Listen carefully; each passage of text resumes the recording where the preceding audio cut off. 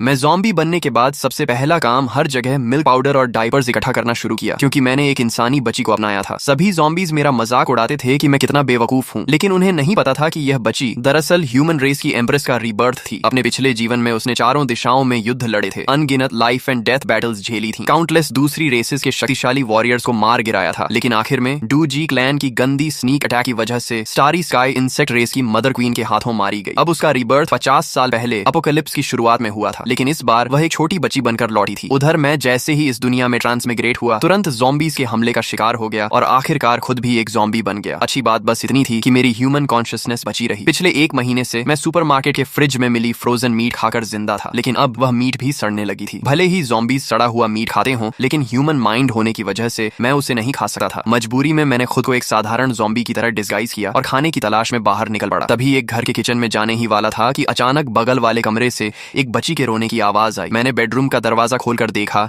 तो अंदर का कमरा बेहद आरामदायक और साफ सुथरा था, जो बाहर हॉल में फैले खून के धब्बों से बिल्कुल उल्टा था। बिस्तर पर करीब 6-7 महीने की एक बच्ची जोर जोर से रो रही थी। लगता था उसके माता पिता ने अपनी आखिरी सांसों में बेडरूम का दरवाजा बंद करके उसे बचाने की कोशिश की थी। उसी समय यून रुओक्शुए पूरी तरह निराश हो चुकी थी। बड़ी मुश्किल से उसे रीबर्थ मिला था, लेकिन सबसे पहले अपने माता पिता की जगह उसने एक ज़ॉम्बी को देखा। वह पहले से ही काफी देर से भूखी थी, ऊपर से इस वक्त का भयानक डर, हंगर और फियर दोनों के असर से वह बेहोश हो गई। उस छोटी बच्ची को देखकर मैं हैरान रह गया। वह सिर्फ 5-6 महीने की थी, लेकिन उसकी आंखों में उदासी और बेबसी साफ दिखाई दे रही थी। किसी वजह से मुझे उससे अपनापन महसूस हुआ। हम दोनों ही बिना वजह इस दुनिया में आ गए थे और बदकिस्मती से अपोकलिप्स का शिकार बने थे। मेरी आंखों के सामने अचानक आई यह नई जिंदगी अंधेरे में चमकती एक उम्मीद जैसी लगी, जिसने मुझे जीने का नया मकसद दे दिया। इसलिए मैंने तय किया कि मैं इस छोटी बच्ची को पालूंगा। लेकिन तभी मुझे एहसास हुआ कि वह भूख की वजह से बेहोश हो चुकी है और कमरे में रखा मिल्क पाउडर का डिब्बा भी पूरी तरह खाली था। मैंने फैसला किया कि बाहर जाकर मिल्क पाउडर ढूंढ कर लाऊंगा। मैंने बेडरूम का दरवाजा अच्छी तरह बंद किया, बच्ची को अंदर सुरक्षित रखा और दरवाजे के सामने सोफा लगाकर ज़ॉम्बीज के अंदर आने का रास्ता रोक दिया। किचन में काफी तलाश करने के बाद भी कुछ काम का नहीं मिला, इसलिए मुझे ऊपर की मंजिलों पर जाना पड़ा। तीसरी मंजिल के कॉरिडोर में सूखे हुए काले भूरे खून के निशान फैले हुए थे। जमीन पर पहचान में न आने वाले बॉडी पार्ट्स बिखरे पड़े थे। बिल्डिंग का मेन डोर खुला होने के बावजूद वहां इतनी बदबू थी कि सांस लेना मुश्किल था। कॉरिडोर में कई अधूरे शरीर वाले ज़ॉम्बीज भी घूम रहे थे, लेकिन अब मैं इन सब का आदी हो चुका था और चुपचाप घरों की सर्च करता रहा। लगातार कई किचन खंगालने के बाद भी मुझे मिल्क पाउडर नहीं मिला, सिर्फ थोड़ा सा पूरी तरह न सड़ा हुआ रॉ मीट मिला। आखिर जब मैं 5वीं मंजिल के एक घर में पहुंचा तो वहां की महिला ज़ॉम्बी बन चुकी थी और उसने अपने ही बच्चे को खा लिया था। मैं कुछ पल के लिए खामोश हो गया। अगर वह छोटी बच्ची भी बेडरूम में बंद न होती तो शायद उसका अंजाम भी यही होता। आखिरकार खुले हुए मिल्क पाउडर के 2 डिब्बे और करीब 2 किलो ऐसा रॉ मीट ढूंढ लिया जो अभी तक पूरी तरह सड़ा नहीं था। यून रुओक्शुए बेहोशी में ही महसूस कर रही थी कि उसके मुंह में दूध डाला जा रहा है। उसने इंस्टिंक्ट से दूध पीना शुरू किया। एनर्जी मिलने के बाद उसने बड़ी मुश्किल से आंखें खोली, लेकिन उसने देखा कि वह मरी नहीं थी, बल्कि एक ज़ॉम्बी बिल्कुल नैनी की तरह चम्मच से उसे दूध पिला रहा था। अपने पिछले जीवन की यादों में उसने हमेशा ज़ॉम्बीज को सिर्फ खून के प्यासे मॉन्स्टर्स के रूप में देखा था। उसने तो खुद भी अपने ज़ॉम्बी बन चुके साथियों को खत्म किया था। उसके मन में ख्याल आया, क्या यह ज़ॉम्बी मुझे बड़ा करके बाद में खा जाएगा? मुझे नहीं पता वह छोटी बच्ची क्या सोच रही थी, लेकिन उसे दोबारा आंखें खोलते देखकर मैंने राहत की सांस ली। हालांकि वह काफी समय से भूखी थी, इसलिए एक कटोरी मिल्क पाउडर पिलाने के बाद भी उसका पेट नहीं भरा। मैं आदत से उसे कुछ कहने ही वाला था, लेकिन तभी याद आया कि मैं ज़ॉम्बी हूँ। जैसे ही बोलने की कोशिश की, मेरे मुंह से सिर्फ एक धीमी गुर्राहट निकली। मैं चुप हो गया और बिना कुछ बोले लगातार 3 कटोरी मिल्क पाउडर बनाकर उसे पिलाया, तब जाकर उसका पेट भरा। मैंने मन ही मन सोचा कि बच्चे को पालना सच में आसान नहीं है। अब से मुझे ज्यादा मिल्क पाउडर जमा करना होगा। अच्छी बात यह थी कि मिल्क पाउडर लंबे समय तक खराब नहीं होता। पेट भरने के बाद यून रुओक्शुए आराम से बेबी क्रिब में लेट गई। उसे यह सब बेहद अजीब लग रहा था। मेरे शरीर से निकलने वाली ऑरा साफ बता रही थी कि मैं अभी अभी ज़ॉम्बी बना था और सिर्फ एक बेहद कमजोर फर्स्ट स्टेज ज़ॉम्बी था। इतने लो लेवल का ज़ॉम्बी किसी भी हालत में इंटेलिजेंस नहीं रख सकता था, इसलिए वह समझ ही नहीं पा रही थी कि आखिर यह सब कैसे हो रहा है। लेकिन पिछले जीवन में अनगिनत लाइफ एंड डेथ बैटल्स लड़ चुकी एम्प्रेस होने के कारण वह धीरे धीरे शांत हो गई। उसके मन में डर अभी भी था, लेकिन उसने सोचा कि अगर यह ज़ॉम्बी सच में उसे खाना चाहता भी है तो कम से कम वह भूखी नहीं मरेगी। कई दिनों की भूख और डर से उसके नर्व्स पूरी तरह तनाव में थे, लेकिन अब राहत मिलने पर वह गहरी नींद में सो गई। मैं उस छोटी बच्ची का सोता हुआ चेहरा देखकर मुस्कुरा दिया। इस दुनिया में आने के बाद पहली बार मुझे शांति और सुकून महसूस हुआ, लेकिन कुछ महीनों की बच्ची को यहाँ अकेला छोड़ देना मतलब उसकी मौत तय थी, इसलिए मैंने उसे अपने साथ ले जाने का फैसला किया। ये 7 मंजिला पुरानी रेजिडेंशियल बिल्डिंग थी। दूसरी मंजिल बिल्कुल सुरक्षित नहीं थी, जबकि 7वीं मंजिल सबसे ऊपर होने की वजह से काफी सुरक्षित थी। शायद बिल्डिंग पुरानी होने के कारण यहाँ ज़ॉम्बीज ज्यादा नहीं थे, लेकिन जो थे वे बेहद भूखे थे। मैं उस छोटी बच्ची को लेकर खुलेआम घूमने की हिम्मत नहीं कर सकता था, इसलिए मैंने क्रोबार उठाया और रास्ते में मिलने वाले ज़ॉम्बीज को पीछे से चुपचाप खत्म करता गया। 7वीं मंजिल पर पहुंचकर मैंने उसे सुरक्षित रखा, फिर खुद नहाया और साफ कपड़े पहन ली। अब शरीर पर मौजूद घावों के निशान छोड़ दें तो मैं लगभग एक सामान्य इंसान जैसा ही दिखा था। सबसे बड़ी खुशी यह थी कि इस घर में मुझे बेबी प्रोडक्ट्स भी काफी मात्रा में मिल गए। शायद एपोकलिप्स शुरू होने पर यहाँ रहने वाला परिवार जल्दबाजी में सब छोड़कर भाग गया था। मैंने यह भी महसूस किया कि पिछले कुछ दिनों से लगातार घूमने फिरने की वजह से ज़ॉम्बी बनने के बाद जो मेरा शरीर बेहद अकड़ा हुआ था, अब वह काफी फ्लेक्सिबल हो गया था। मैं कुछ आसान ह्यूमन मूवमेंट्स भी करने लगा था। हालांकि मुझे इस बात पर हैरानी हुई, लेकिन मैंने ज्यादा ध्यान नहीं दिया क्योंकि मेरा पूरा ध्यान यून रुओक्सुए पर था। जब मैं डायपर लेकर उसे बदलने जा रहा था, तभी यून रुओक्सुए के दिमाग में एक चौंकाने वाला ख्याल आया। पहले उसे सिर्फ इस बात पर हैरानी थी कि मैं उसे खाना खिला रहा हूँ, लेकिन अब जब उसने मुझे डायपर बदलने की तैयारी करते देखा तो उसे पूरा यकीन हो गया कि मैंने अपनी ह्यूमन कॉन्शियसनेस संभाल कर रखी है। उसने हमारी पहली मुलाकात को याद किया। उसे याद आया कि मैंने डोर हैंडल घुमाया था, क्रोबार से दरवाजा खोला था, मिल्क पाउडर बनाकर उसे पिलाया था। यह सब किसी सामान्य फर्स्ट स्टेज ज़ॉम्बी के इंस्टिंक्ट नहीं हो सकते थे। अब उसे पूरा भरोसा हो गया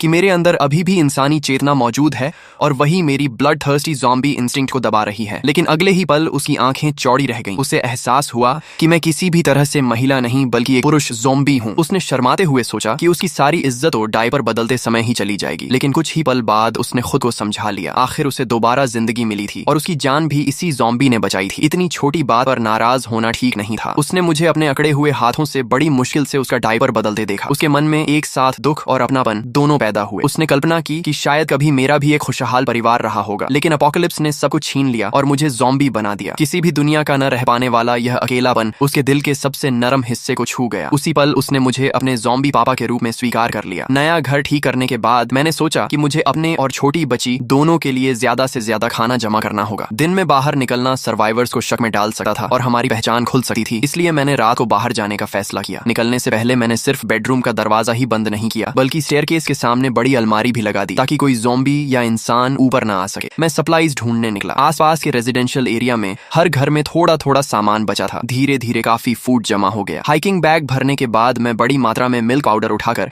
अंधेरे में आगे बढ़ा। तभी अचानक मुझे कुछ अजीब महसूस हुआ। मैंने ऊपर देखा तो आसमान में चमकता चांद पूरी तरह ब्लड रेड हो चुका था। उसी समय यून रुओक्सुए की नींद खुली। उसने देखा कि घर में कोई नहीं है। वह आराम से डायपर गीला करने ही वाली थी कि खिड़की से बाहर ब्लड मून दिखाई दिया। उसने तुरंत समझ लिया कि अब पूरी दुनिया के एवोल्यूशन का दौर शुरू होने वाला है। मुझे भी ब्लड मून देखकर हैरानी हुई, लेकिन यह ज़ॉम्बी एपोकलिप्स की दुनिया थी और मैंने साइंस फिक्शन मूवीज में ऐसा सीन पहले देखा था, इसलिए मैंने जल्दी ही इसे स्वीकार कर लिया और सोचा कि एपोकलिप्स में ऐसा होना स्वाभाविक है। मैं लगातार सप्लाईज उठाकर घर पहुंचाता रहा। मैंने सिर्फ फूड ही नहीं बल्कि बुक्स तक उठानी शुरू कर दी। लेकिन चौथी बार सामान उठाते समय अचानक मेरे शरीर में अजीब बदलाव होने लगे। मेरे बर्फ जैसे ठंडे शरीर के अंदर अचानक जलती हुई गर्मी फैलने लगी। यह एहसास मेरे लिए अजनबी भी था और परिचित भी, जैसे मैं दोबारा इंसान बन रहा हूँ। लेकिन अगले ही पल मेरे दिमाग में असहनीय खुजली और दर्द शुरू हो गया। ऐसा लगा जैसे मेरा ब्रेन फट जाएगा। मुझे लगा कि शायद मेरी ह्यूमन कॉन्शियसनेस खत्म होने वाली है और मैं हमेशा के लिए सिर्फ ब्लड थर्स्टी ज़ॉम्बी बन जाऊंगा। मैं बुरी तरह घबरा गया। सिर्फ मैं ही नहीं बल्कि ब्लड मून की रोशनी में बाकी ज़ॉम्बीज भी उसी बदलाव से गुजर रहे थे। दूसरी तरफ मूनलाइट में नहाए सर्वाइवर्स के शरीर भी गर्म होने लगे। उनके शरीर में ब्लड फ्लो तेज हो गया, बोन्स मजबूत होने लगी और बेडरूम में मौजूद यून रुओक्सुए भी ब्लड मून की लाल रोशनी से घिर गई। उसका छोटा सा शरीर कांपने लगा और पूरे शरीर में तेज गर्मी फैल गई। पता नहीं कितना समय बीत गया, लेकिन आखिरकार मुझे होश आया। आसपास सब कुछ पहले जैसा ही था, लेकिन जैसे ही मैं चला मुझे महसूस हुआ कि मेरा शरीर पहले से कहीं ज्यादा एजाइल हो चुका है। अब मैं पहले जैसा अकड़ा हुआ ज़ॉम्बी नहीं रहा। मैंने देखा कि मेरे शरीर पर फैली काली नसें हल्की पड़ चुकी थीं, सिर पर दोबारा बाल उग आए थे और सड़क पर घूमने वाले बाकी ज़ॉम्बीज भी पहले जितने डरावने नहीं दिख रहे थे। उनमें अब थोड़ी बहुत इंसानों जैसी शक्ल दिखाई देने लगी थी। मेरे मन में उम्मीद जगी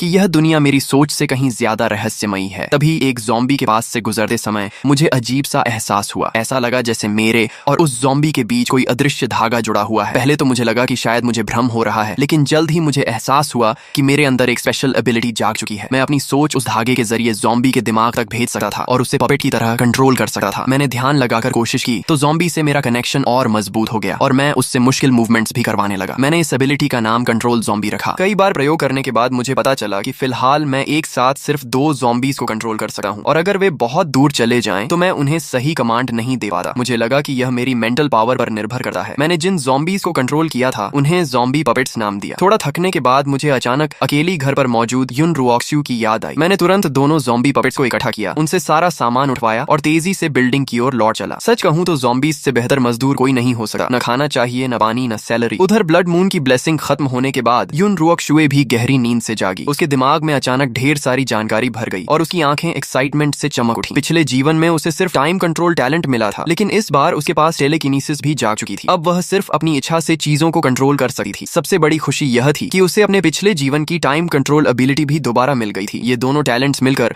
उसे भविष्य का सबसे शक्तिशाली वॉरियर बना सकते थे। पिछले जीवन में सिर्फ टाइम कंट्रोल के दम पर वह ह्यूमन एम्प्रेस बनी थी, लेकिन इस जन्म में डबल टैलेंट मिलने का मतलब था कि अटैक और डिफेंस दोनों में वह अजेय बन सकती थी। उसने अपनी नई एबिलिटीज इस्तेमाल करने की कोशिश की, लेकिन उसका बेबी बॉडी अभी बहुत कमजोर था। कुछ ही देर में उसके सिर में तेज दर्द और कमजोरी शुरू हो गई। फिर भी उसकी कमजोर मेंटल पावर उसके आत्मविश्वास को नहीं तोड़ सकी। उसे पूरा यकीन था कि बड़े होने पर उसकी ताकत पिछले जीवन से भी कई गुना ज्यादा होगी और वह उस इंसेक्ट क्वीन को भी हरा देगी जिसने पिछले जन्म में उसे मार डाला था। तभी बाहर से आवाज आई। युन रुओक्शुए मुस्कुराई और समझ गई कि उसका ज़ॉम्बी पापा वापस आ गया है। अब उसके मन में यह जानने की उत्सुकता थी कि ह्यूमन कॉन्शियसनेस वाला ज़ॉम्बी ब्लड मून के बाद क्या इंसानों की तरह कोई स्पेशल एबिलिटी भी जागा होगा। उधर मैंने देखा कि स्टेयरकेस के सामने रखी अलमारी अपनी जगह से नहीं हिली थी, तो मैंने राहत की सांस ली। इस दुनिया में आने के बाद पहली बार मुझे किसी की चिंता हुई थी। मैंने जल्दी से अलमारी हटाई, बेडरूम का दरवाजा खोला और अंदर दौड़ गया। वहाँ युन रुओक्शुए जाग रही थी और चुपचाप मेरी तरफ देख रही थी, जबकि मैंने आज तक कभी लव भी नहीं किया था, लेकिन इस वक्त पहली बार मुझे सच में पापा बनने का एहसास हो रहा था। इसके बाद मैं किचन में गया, लेकिन पानी और बिजली दोनों बंद थे, इसलिए मैंने मिनरल वाटर से ही छोटी बच्ची के लिए मिल्क पाउडर तैयार किया। जब मैं दूध घोल रहा था तब युन रुओक्शुए भी अपने ज़ॉम्बी पापा को ध्यान से देख रही थी। उसने महसूस किया कि ब्लड मून के बाद मेरे अंदर कुछ बदलाव जरूर आए हैं, हालांकि वे ज्यादा बड़े नहीं थे। अब मैं पहले से थोड़ा ज्यादा इंसानों जैसा दिखने लगा था, लेकिन यह बदलाव उसके पिछले जीवन में देखी गई ज़ॉम्बी एवोल्यूशन से बिल्कुल अलग था। पिछले जन्म में ज़ॉम्बीज कई अलग अलग टाइप्स में एवोल्यूशन करते थे, जैसे टैंक टाइप ज़ॉम्बी जिनका शरीर बेहद विशाल और ताकतवर हो जाता था, उनकी डिफेंस असाधारण होती थी और वे बैटलफील्ड में मेन बैटल टैंक की तरह सर्वाइवर्स के लिए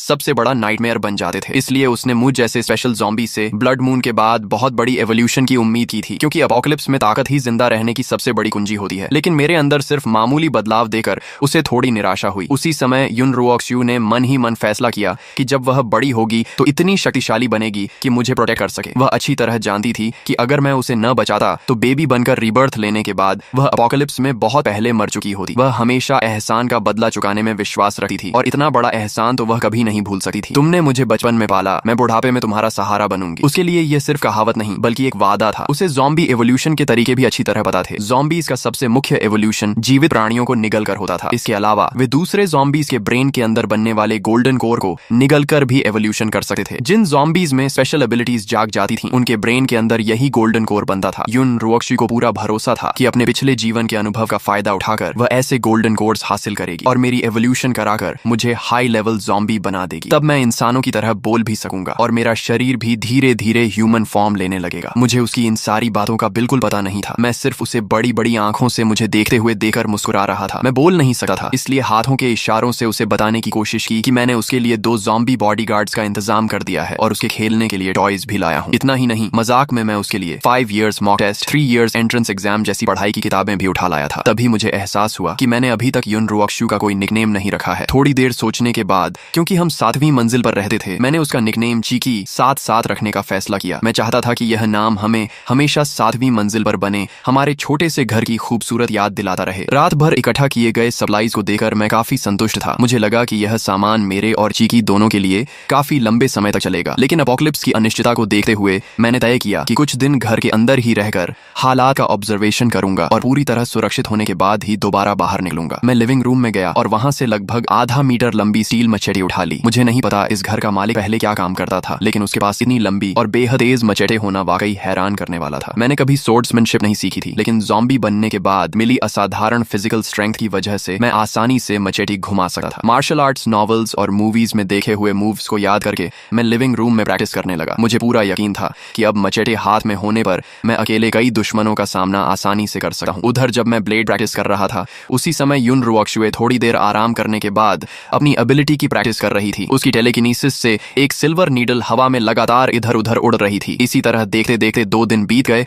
और हम दोनों की जिंदगी काफी आराम से चलने लगी। 2 दिन बाद मैंने हमेशा की तरह चीकी को दूध पिलाया ही था कि अचानक बाहर से कुछ अजीब आवाजें आने लगी। बैल्कनी से नीचे झांककर मैंने देखा कि सड़क पर मौजूद 2 ज़ॉम्बीज बिना किसी फूड के लिए लड़ाई किए एक दूसरे को बुरी तरह नोच रहे थे। ज़ॉम्बीज का यह व्यवहार मेरी अब तक की समझ से बिल्कुल अलग था। 7वीं मंजिल से साफ दिखाई नहीं दे रहा था, इसलिए मैं तुरंत 4थी मंजिल तक नीचे उतरकर हालात देखने चला गया। वहां मैंने देखा कि उनमें से एक ज़ॉम्बी करीब 2 मीटर लंबा था और उसकी फिजिकल स्ट्रेंथ बेहद जबरदस्त थी। एक ज़ॉम्बी बेहद तेज और फुर्तीला था, जबकि दूसरा टैंक टाइप ज़ॉम्बी था। दोनों के बीच भयंकर लड़ाई छिड़ गई। आखिर में टैंक ज़ॉम्बी ने अपनी जबरदस्त ताकत से एजाइल ज़ॉम्बी को दूर फेंक दिया और एक जोरदार मुक्के से उसका सिर कुचलकर मार डाला। इसके बाद उसने उसके ब्रेन के अंदर से एक सफेद गोल्डन कोर निकाला। निकाला। दोनों ज़ॉम्बीज़ की ताकत देखकर मैं दंग रह गया। मुझे खुशी हुई कि मैं लापरवाही से बाहर नहीं निकला था। अब मुझे समझ आ गया कि यह दुनिया मेरी कल्पना से कहीं ज्यादा खतरनाक है और मुझे अपनी थोड़ी सी एवोल्यूशन पर कभी घमंड नहीं करना चाहिए। लेकिन जब मैंने टैंक ज़ॉम्बी को गोल्डन कोर निकालते देखा तो मेरे अंदर उसे पाने की बहुत तीव्र इच्छा जाग उठी। मेरा इंस्टिंक्ट कह रहा था कि यह गोल्डन कोर मेरे शरीर के लिए बेहद फायदेमंद है। तभी मुझे समझ आया कि शायद दोनों ज़ॉम्बीज़ की लड़ाई इसी गोल्डन कोर को पाने के लिए थी। टैंक ज़ॉम्बी ने जैसे ही सफेद गोल्डन कोर निकला, वह उत्साह में अपनी छाती पीटने लगा, जोर जोर से दहाड़ा और आसपास खड़ी गाड़ियों को मुक्कों से तोड़ने लगा। आसपास मौजूद सामान्य ज़ॉम्बीज़ ये देखकर तुरंत पीछे हट गए। वे इंस्टिंक्ट से ही उससे डरने लगे। मैंने अनुमान लगाया कि गोल्डन कोर शायद एवोल्यूशन के बाद ज़ॉम्बीज़ की ताकत को और बढ़ा देता है। खास बात यह थी कि गोल्डन कोर को देखकर मेरे अंदर जो लालसा पैदा हुई वह इंसानी मांस खाने की इच्छा से भी कहीं ज्यादा प्रबल थी। अगर मैं इसे खा लूं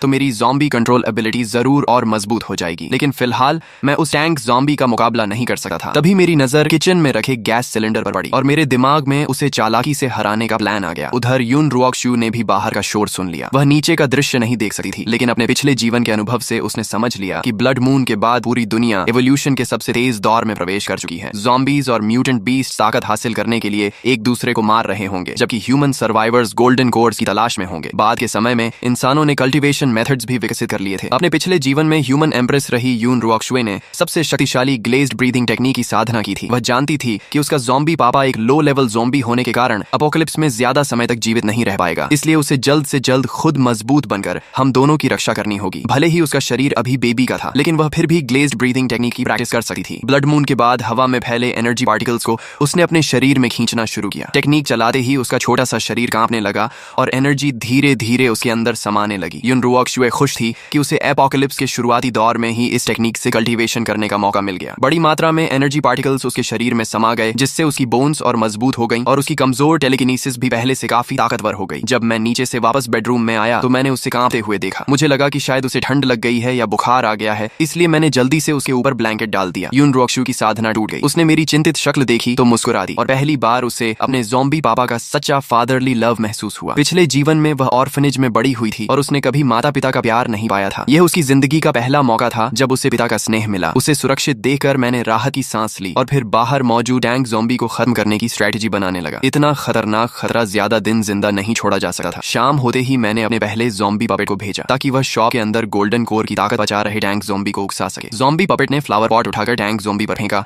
और तुरंत भाग गया। वह सफलतापूर्वक उसे पहले से तैयार किए गए गैस सिलेंडर वाले शॉप तक ले आया। जैसे ही मेरा पहला ज़ॉम्बी पपेट अंदर घुसा, टैंक ज़ॉम्बी पूरी ताकत से दौड़ता हुआ शॉप के अंदर घुस गया और अपने विशाल शरीर से मेरे पपेट को पूरी तरह चकनाचूर कर दिया। उसी समय मेरा दूसरा ज़ॉम्बी पपेट अंदर आया। उसने दरवाजा बंद किया और लाइटर से गैस सिलेंडर में आग लगा दी। जोरदार एक्सप्लोजन हुआ। टैंक ज़ॉम्बी आग की लपटों में घिर गया और दर्द से भयानक चीखें मारने लगा। किसी तरह वह जलती हुई शॉप से बाहर निकला, लेकिन दरवाजे पर ही गिर पड़ा। एक्सप्लोजन होने से पहले ही मैंने अपने पपेट से कॉन्शियसनेस वापस खींच ली थी। मैं करीब 15 मिनट तक दूर खड़ा इंतजार करता रहा। जब पूरी तरह यकीन हो गया कि टैंक ज़ॉम्बी मर चुका है, तभी मैं सावधानी से उसके पास गया। उसका पूरा शरीर जलकर काला पड़ चुका था और बुरी तरह नष्ट हो गया था। मैंने मचेटी से बड़ी मुश्किल से उसकी खोपड़ी खोली और उसके ब्रेन के अंदर से एक लाल सफेद गोल्डन कोर निकाला। इस गोल्डन कोर का आकर्षण पहले वाले सफेद गोल्डन कोर से भी कहीं ज्यादा था। मेरे अनुमान के अनुसार सफेद गोल्डन कोर साधारण एवोल्यूशन के बाद दूसरे ज़ॉम्बीज़ को खाकर बनता था, जबकि यह लाल सफेद गोल्डन कोर उससे एक लेवल ऊपर था। आग की रोशनी से आकर्षित होकर आसपास कई ज़ॉम्बीज़ आने लगे, इसलिए मैंने तुरंत गोल्डन कोर उठा लिया और 2 स्वस्थ ज़ॉम्बीज़ को अपने नए ज़ॉम्बी पपेट्स बना लिया। बिल्डिंग लौटने के बाद मैंने दोनों नए पपेट्स को नीचे गार्ड बनाकर खड़ा कर दिया और खुद तीसरी मंजिल पर चला गया। पूरी तरह सुरक्षित होने के बाद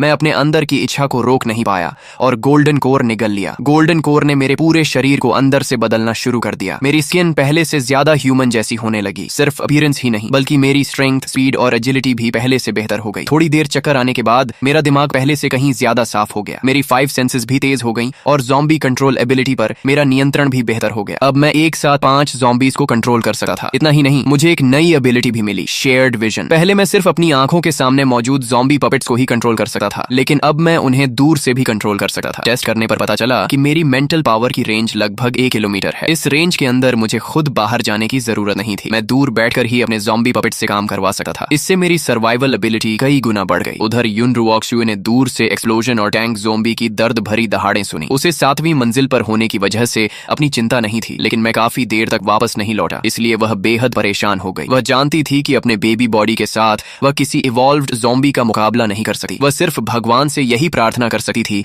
कि उसका ज़ॉम्बी पापा सुरक्षित लौट आए। चिंता की वजह से वह ग्लेज्ड ब्रीदिंग टेक्निक पर भी ध्यान नहीं लगा पा रही थी। तभी बाहर दरवाजा खुलने की आवाज आई। युन रुओक्शुए ने राहत की सांस ली और उसके चेहरे पर मुस्कान आ गई। आखिर ताला खोलकर अंदर आने वाला उसका ज़ॉम्बी पापा ही हो सकता था। जब मैं वापस आया और उसे मुस्कुराते देखा तो मेरा दिल भी खुश हो गया। अब मेरी ताकत पहले से बढ़ चुकी थी और मैं उसे बेहतर तरीके से प्रोटेक्ट कर सकता था। मैं खुशी खुशी किचन में गया और उसके लिए मिल्क पाउडर बनाया। उसे मीठे स्वाद से दूध पीते देखकर मुझे लगा जैसे मेरे इस सड़े हुए ज़ॉम्बी शरीर में फिर से जिंदगी लौट आई हो। अगले 2 दिनों तक मैं अपनी टेलीकिनेसिस से ज़ॉम्बी पपेट्स को आसपास सप्लाईज इकट्ठा करने भेजता रहा। मैंने नीचे की कई मंजिलों को वेयर हाउस बना दिया। बेबी प्रोडक्ट्स, फूड और ज़ॉम्बीज से लड़ने वाले कई टूल्स भी जमा हो गए। हमारी जिंदगी हर दिन लगभग एक जैसी थी, लेकिन फिर भी मुझे बेहद संतोष मिलता था क्योंकि मैं महसूस कर सकता था कि मेरी ताकत लगातार बढ़ रही है। दूसरी तरफ युन रुओक्शुए रोज मिल्क पीने के बाद ग्लेज्ड ब्रीदिंग टेक्निक की प्रैक्टिस करती रहती। कभी कभी उसे लिविंग रूम से हल्की हल्की आवाजें सुनाई देती। पिछले कुछ दिनों की घटनाओं को जोड़कर उसने अंदाजा लगाया कि मैं शायद किसी सुपर ज़ॉम्बी से मिल चुका हूं। वह अच्छी तरह जानती थी कि इवॉल्व्ड ज़ॉम्बीज की ताकत सामान्य ज़ॉम्बीज से कई गुना ज्यादा होती है। इस नई दुनिया में साधारण ज़ॉम्बीज सबसे नीचे थे। उन्हें ह्यूमन सर्वाइवर्स, दूसरे ज़ॉम्बीज और म्यूटेंट बीस्ट्स तीनों से खतरा था। उसे इस बात ने बहुत भावुक कर दिया कि इतनी मुश्किल परिस्थितियों में भी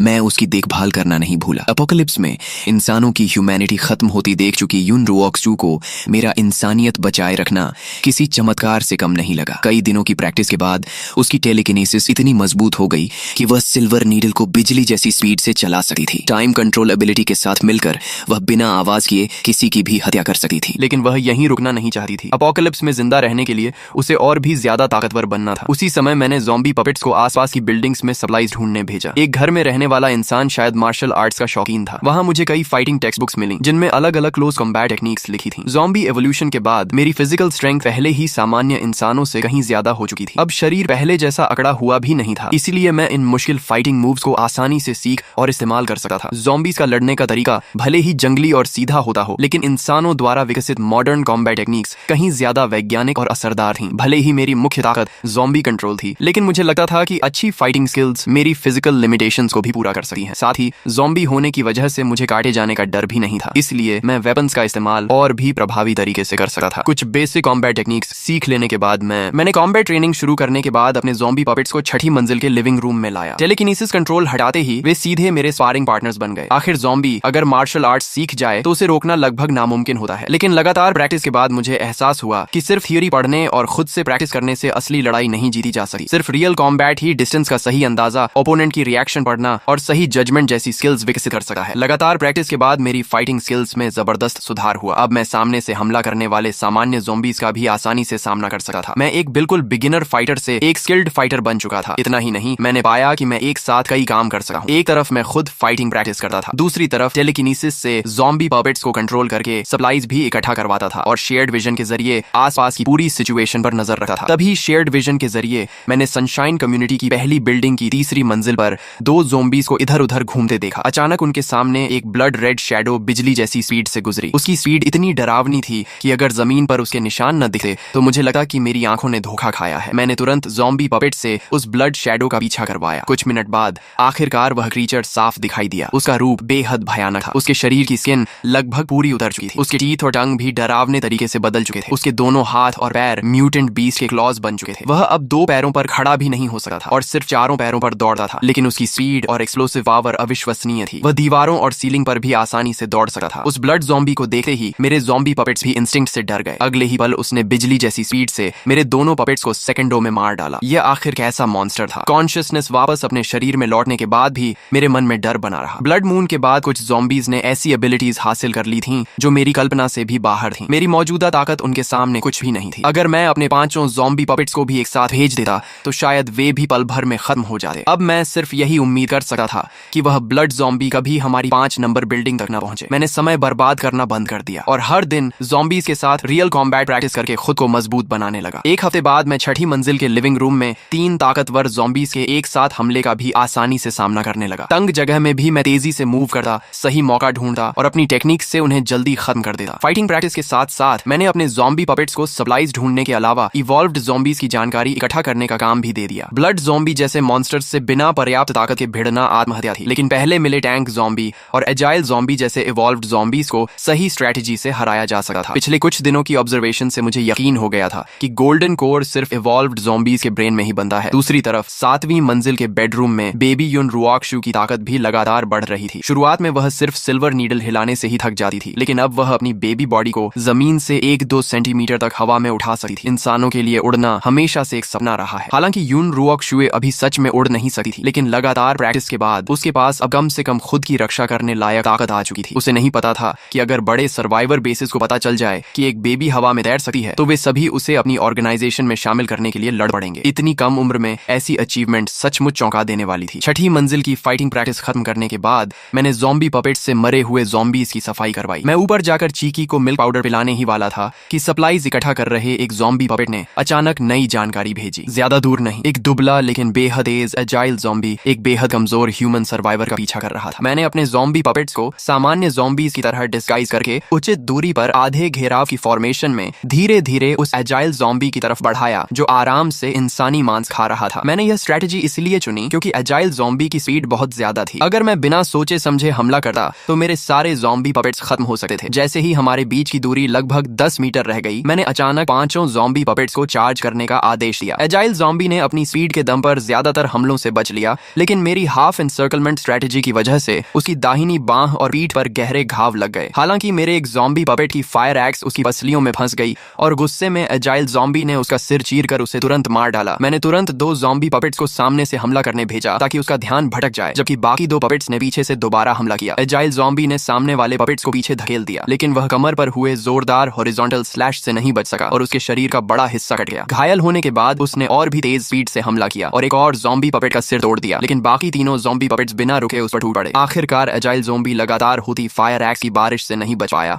और वहीं मारा गया। उसे मारने के बाद मैंने बचे हुए ज़ॉम्बी पपेट्स से उसके ब्रेन से गोल्डन कोर निकलवाया और तुरंत उन्हें लेकर बिल्डिंग वापस लौट आया। वापस पहुंचकर मैंने ज़ॉम्बी पपेट्स को नीचे गार्ड पर लगा दिया और खुद गोल्डन कोर लेकर ऊपर चला गया। मैंने देखा कि यह भी पहले वाले की तरह सफेद था जिसमें हल्की सी लाल चमक थी। इसका मतलब यह एजाइल ज़ॉम्बी भी पहले किसी गोल्डन कोर को निगल चुका था। मैंने बिना देर किए गोल्डन कोर निगल लिया। एक बार फिर शक्तिशाली एनर्जी मेरे पूरे शरीर में फैल गई। एवोल्यूशन पूरी होने के बाद मेरी ताकत में जबरदस्त बढ़ोतरी हुई। अब मैं एक साथ 10 ज़ॉम्बी पपेट्स को कंट्रोल कर सकता था और मेरी कंट्रोल रेंज बढ़कर 3000 मीटर हो गई थी। अपनी नई ताकत से उत्साहित होकर मैंने ज़ॉम्बीज के झुंड में से 10 मजबूत ज़ॉम्बीज चुने, उन्हें फायर फाइटिंग सूट पहनाए और एक बेहद ताकतवर ज़ॉम्बी स्क्वाड तैयार कर लिया। इस स्क्वाड को देखकर मेरे अंदर आत्मविश्वास भर गया। मैंने कल्पना करनी शुरू कर दी कि एक दिन मैं विशाल ज़ॉम्बी आर्मी बनाऊंगा। अपनी टेलीकिनेसिस और अनगिनत ज़ॉम्बी पपेट्स के सहारे चारों दिशाओं में लड़ाइयां जीतूंगा। मैंने तो मास आर्मी स्ट्रेटेजी तक सोच ली थी, लेकिन मैं पहली बिल्डिंग में मौजूद उस भयानक ब्लड मॉन्स्टर को नहीं भूला था। आज एजाइल ज़ॉम्बी से लड़ने के बाद उसकी तुलना में वह ब्लड मॉन्स्टर और भी ज्यादा डरावना लगने लगा। भले ही अब मेरे पास 10 ज़ॉम्बी पपेट्स थे, लेकिन उसके बारे में जानकारी बहुत कम थी, इसलिए जीत की कोई गारंटी नहीं थी। मैंने तय किया कि कुछ दिन बाद फिर उससे मुकाबला करके उसकी असली ताकत का अंदाजा लगाऊंगा। आखिर वह एक टाइम बॉम्ब की तरह था जिसके रहते मैं चैन से नहीं रह सकता था। अगले 3 दिनों में मैंने छठी मंजिल को पूरी तरह ट्रेनिंग रूम में बदल दिया। लगातार कॉम्बैट प्रैक्टिस के दौरान मुझे महसूस हुआ कि एवोल्यूशन के बाद मेरी फिजिकल एबिलिटी हर पहलू में पहले से कहीं बेहतर हो गई है। मैंने संतोष से सिर हिलाया। अब मेरा शरीर सच में एपोकलिप्स सर्वाइवर जैसा लगने लगा था। ट्रेनिंग खत्म होने के बाद मैंने ज़ॉम्बी पपेट से बैटलफील्ड साफ करवाया, अपने शरीर से खून धोया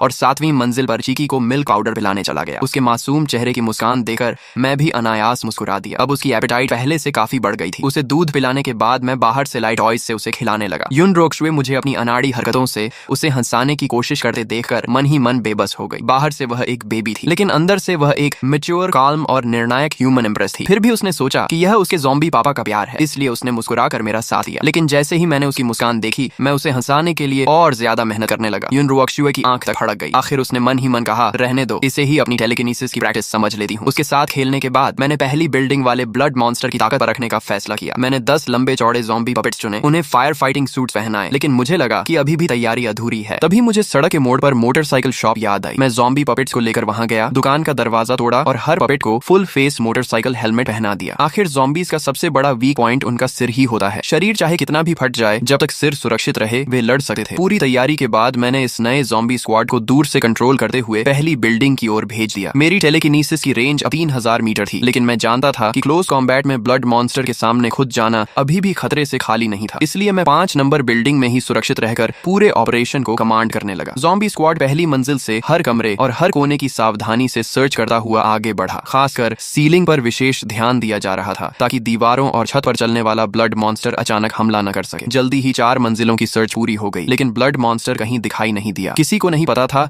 कि वह स्पाइडर की तरह 5वीं मंजिल के एक ब्लाइंड स्पॉट में चिपका हुआ इंतजार कर रहा था। जैसे ही मेरे ज़ॉम्बी पपेट्स ऊपर पहुंचे, उसने अचानक हमला कर कर दिया। पहले ही वार में उसने दरवाजे के सबसे पास वाले ज़ॉम्बी पपेट को दूर उड़ा दिया। अच्छी बात यह रही कि हेलमेट की वजह से उसका सिर नहीं फूटा। मैंने तुरंत पूरे ज़ॉम्बी स्क्वाड को काउंटर अटैक का आदेश दिया और सभी ने फायर एक्सिस से हमला शुरू कर दिया। अगर इस समय युन रुओक्सुए वहां होती तो वह तुरंत पहचान लेती कि यह ब्लड मॉन्स्टर दरअसल अपोकलिप्स का मशहूर लिकर ज़ॉम्बी था। अपने पिछले जीवन में उसने देखा था कि अपोकलिप्स के शुरुआती दौर में इसी मॉन्स्टर ने ह्यूमन सर्वाइवर्स का भारी कत्लेआम किया था। गुस्से में लिकर ज़ॉम्बी ने अपने तेज क्लॉज से कई ज़ॉम्बी पपेट्स को दूर फेंक दिया, लेकिन मेरे कंट्रोल में होने के कारण वे अपनी चोटों की परवाह किए बिना उसके क्लॉज से चिपक गए। उसी समय बाकी ज़ॉम्बी पपेट्स ने फायर एक्सिस से उसके सिर पर लगातार वार किए। लिकर ज़ॉम्बी घिर गया। उसने छलांग लगाकर निकलने की कोशिश की, लेकिन फिर भी कई वार उसके शरीर पर लगे। मैंने सभी ज़ॉम्बी पपेट्स को एक ही जगह लगातार हमला करने का आदेश दिया। आखिर 3 ज़ॉम्बी पपेट्स ने मिलकर उसकी एक पूरी बांह काट डाली। घायल लिकर ज़ॉम्बी तुरंत सीलिंग पर चढ़ गया। मैंने ज़ॉम्बी पपेट्स से उस पर फायर एक्सिस फेंकवाई, लेकिन उसकी स्पीड इतनी ज्यादा थी कि मेरे लो लेवल ज़ॉम्बी पपेट्स का एम और थ्रोइंग पावर दोनों कम पड़ गए। लिकर ज़ॉम्बी ने खिड़की का ग्लास तोड़ा, बिल्डिंग की बाहरी दीवार पर छलांग लगाई और पल भर में आंखों से ओझल हो गया। मैंने मन ही मन खुद को कोसा कि मैंने उसकी ताकत को कम आंका था। इतनी तैयारी के बाद भी मैं उसे पकड़ नहीं पाया। उसकी स्पीड इतनी ज्यादा थी कि वह बिल्डिंग की बाहरी दीवार पर भी जमीन की तरह दौड़ सकता था। उसके इस तरह बच निकलने का मतलब था कि अब वह सतर्क हो चुका है और शायद बदला लेने भी लौट सकता है। मुझे खुशी थी कि हेलमेट्स की वजह से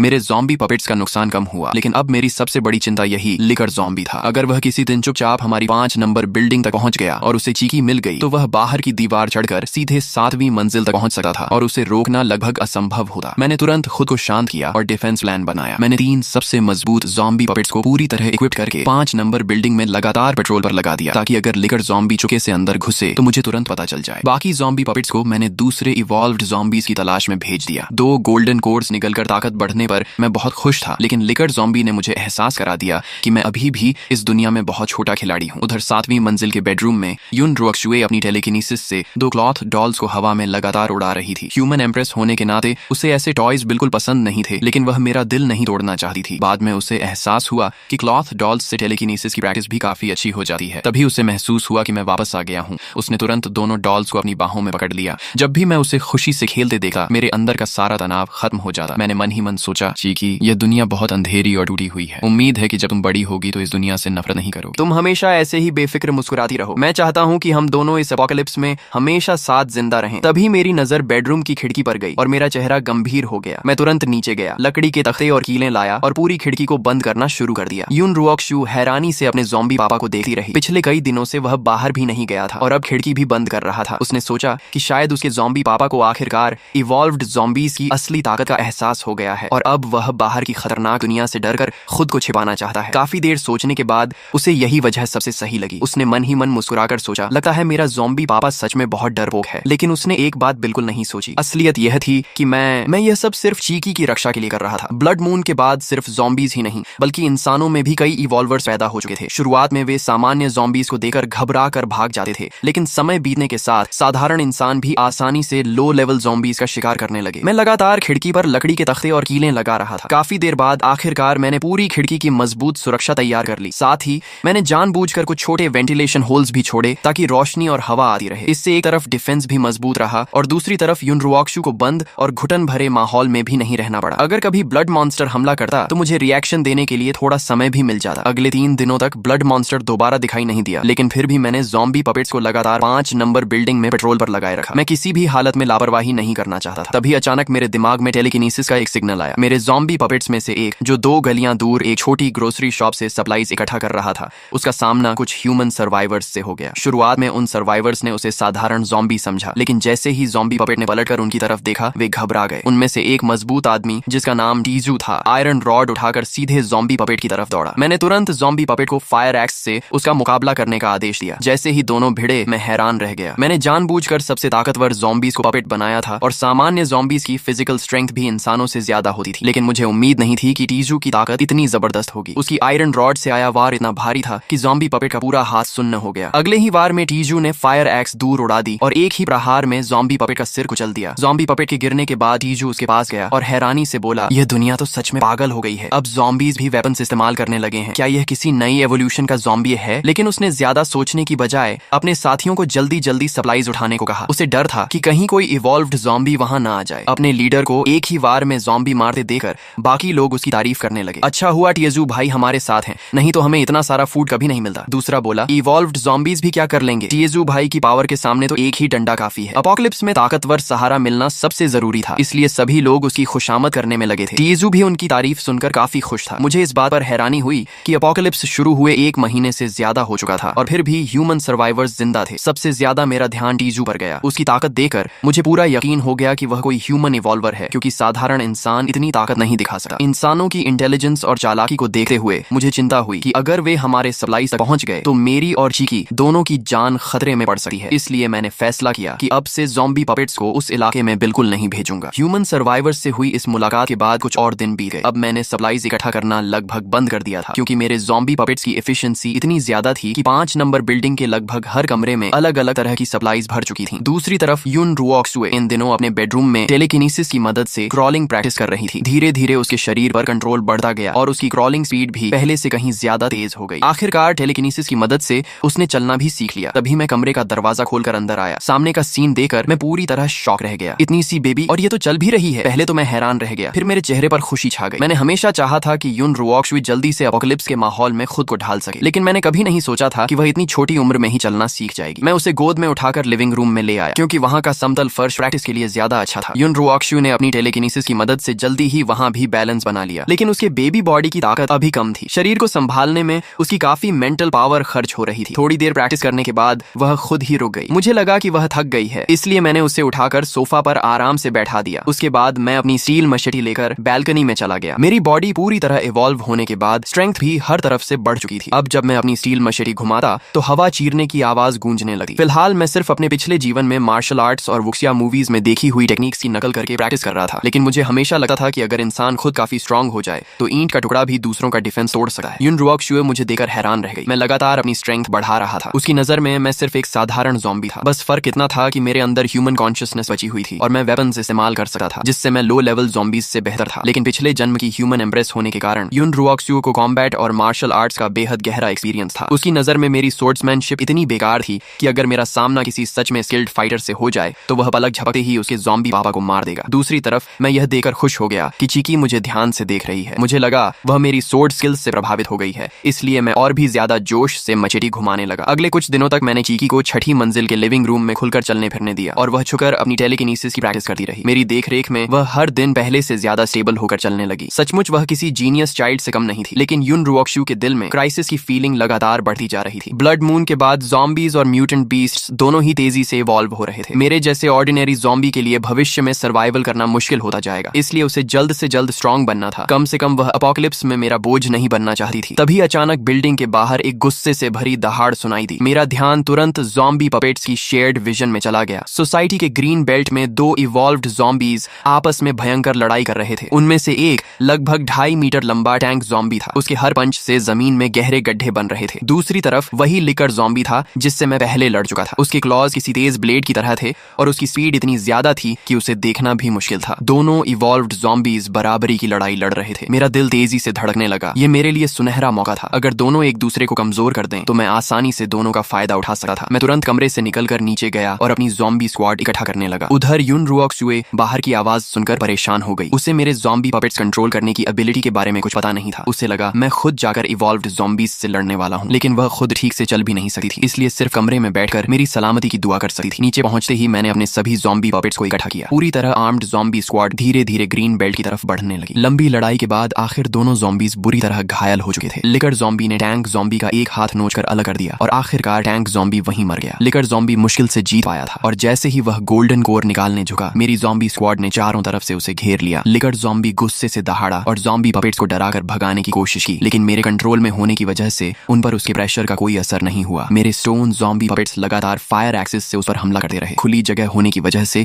लिकर ज़ॉम्बी अपनी वॉल रनिंग एबिलिटी का फायदा नहीं उठा पाया और आखिरकार उसे चारों तरफ से घेर लिया गया। दोनों इवॉल्व्ड ज़ॉम्बीज के गोल्डन कोर्स मेरे हाथ लग गए। मैं खुशी से झूम उठा और तुरंत अपनी ज़ॉम्बी स्क्वाड को लेकर सोसाइटी लौट आया। इस बार दोनों गोल्डन कोर्स पहले से भी ज्यादा रेड हो चुके थे। साफ था कि वे पहले ही कई गोल्डन कोर्स निकल चुके थे। तीसरी मंजिल पर पहुंचते ही मैंने दोनों गोल्डन कोर्स एक साथ निकल ली। इस बार मिलने वाली एनर्जी पहले से कई गुना ज्यादा थी, लेकिन सबसे बड़ा बदलाव मेरी स्पिरिट पावर में हुआ। मेरे दिमाग में इतनी जबरदस्त मेंटल एनर्जी भर गई कि मैं उसे सहन ही नहीं कर पाया और कुछ ही देर बाद बेहोश होकर गिर पड़ा। 7वीं मंजिल पर युन रुओक्सुए बेचैनी से सोफा पर लौटने लगी। काफी देर तक मेरी कोई आवाज नहीं आई तो उसने उम्मीद छोड़ दी। उसे लगा कि उसका ज़ॉम्बी पापा इवॉल्व्ड ज़ॉम्बीज के हाथों मारा गया। वह दुखी होकर सोचने लगी, बेचारे ज़ॉम्बी पापा बस थोड़ा और इंतजार कर लेते। तभी अचानक दरवाजे का लॉक खुलने की आवाज आई। युन रुओक्शु ने तुरंत सिर उठाया और उसके चेहरे पर खुशी छा गई। वह सोफा से उतरकर लड़खड़ाते कदमों से मेरी तरफ दौड़ी और उसके मुंह से अचानक निकल गया, पापा। मैं वहीं बिजली गिरने की तरह जम गया। चीकी पहली बार मुझे पापा बुला रही थी। मैंने दो जन्म जी लिए लेकिन कभी गर्लफ्रेंड तक नहीं बनी। अचानक किसी के मुंह से पापा सुनना मेरे लिए ऐसा एहसास था जिसे मैं शब्दों में बयां नहीं कर सकता था। उधर युन रुओक्शुए भी खुद चौंक गई। खुशी में उसने अपने मन की बात सीधे बोल दी थी, लेकिन फिर उसने सोचा कि उसके अंदर पिछले जन्म की सोल मौजूद है, इसीलिए बोलना उसके लिए मुश्किल नहीं था। बस रीबर्थ के बाद उसने कभी बोलने की प्रैक्टिस नहीं की थी। लेकिन मुझे इनमें से कुछ भी नहीं पता था। मुझे सिर्फ इतना लगा कि मेरी चीकी कोई जीनियस चाइल्ड है जिसने बिना सिखाए ही बोलना सीख लिया। मैं खुशी में जोर जोर से ज़ॉम्बी ग्राउल करने लगा। अफसोस कि मैं अभी भी इंसानों की तरह बोल नहीं सकता था। इस एवोल्यूशन के बाद मैं अब एक साथ 30 ज़ॉम्बी पपेट्स कंट्रोल कर सकता था और मेरी मेंटल पावर की रेंज सीधे 8000 मीटर तक पहुंच गई थी। इतनी ताकत मिलने के बाद मैंने तुरंत अपनी आर्मी बढ़ाने का फैसला किया। दूसरी तरफ युन रुओक्शु अब मिल्क पाउडर पीना नहीं चाहती थी। उसने अपने छोटे छोटे दांत दिखाकर मुझे समझाया कि अब वह सिर्फ दूध नहीं पिएगी। मुझे अपनी गलती का एहसास हुआ। आखिर चीकी मुझसे ज्यादा समझदार थी। मैं तुरंत छठी मंजिल पर गया और राइस पॉरेज में मिल्क पाउडर मिलाकर उसे बेबी फूड बनाकर खिलाया। इस बार चीकी ने खुद स्पून पकड़कर खाना शुरू कर दिया और बोली, पापा अब मैं खुद खा लूंगी। उसे खुशी से खाते देकर मेरा दिल भर आया। मेरी छोटी चीकी सचमुच बड़ी हो रही थी। स्ट्रेंथ बढ़ने के बाद मेरे मन में एक नया विचार आया। अगर मैं ऑर्डिनरी ज़ॉम्बीज को कंट्रोल कर सकता हूँ तो क्या इवॉल्व्ड ज़ॉम्बीज को भी कंट्रोल कर सकता हूँ? ज्यादा इंतजार नहीं करना पड़ा। कुछ हजार मीटर दूर मेरे एक ज़ॉम्बी पपेट को अकेला घूमता हुआ एक टैंक टाइप इवॉल्व्ड ज़ॉम्बी मिला। मैं अपने ज़ॉम्बी पपेट्स को साधारण ज़ॉम्बीज की तरह छुपाकर उसके पास ले गया